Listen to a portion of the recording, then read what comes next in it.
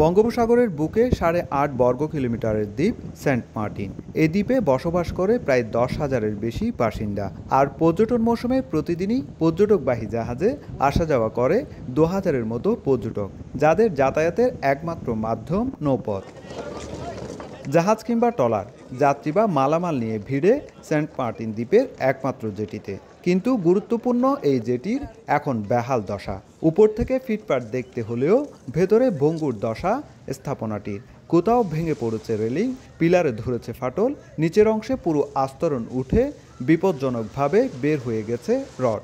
জাহাজ Saint Martin জেটিতে ভিড়লে নামার সময় বিপাকে পড়েন পর্যটকরা। নামতে গেলে ঝুঁকিপূর্ণ, এখানে নিচে পড়ার সম্ভাবনা আছে। এখানে এটা কাঠের তৈরি, দেখা গেছে ভেঙে যাওয়ার সম্ভাবনা খুবই বেশি। এগুলা অতি শীঘ্র ব্যবস্থা না নিলে পর্যটন শিল্পের জন্য হুমকির সম্মুখীন ভবিষ্যতে। প্রাকৃতিক দুর্যোগ ও বৈরী আবহাওয়ায় যেটি একেবারে ব্যবহার অনুপযোগী হয়ে পড়লে 2023 সালে কাঠ বসিয়ে প্রাথমিকভাবে মেরামত করা হয়, কিন্তু বছর না ঘুরতে ফের ভাঙে জেটিটি। এখন অনেক স্থানে নেই কাঠ আর রেলিংও। সেন্ট মার্টিন দ্বীপের একমাত্র জেটিতে পর্যটন মৌসুমে প্রতিদিনই পর্যটকবাহী জাহাজ ভিড়ছে 5টি, আর স্থানীয় নৌযান ভিড়ে শতাধিক। সুজাউদ্দিন রুবেল, সময় সংবাদ, কক্সবাজার।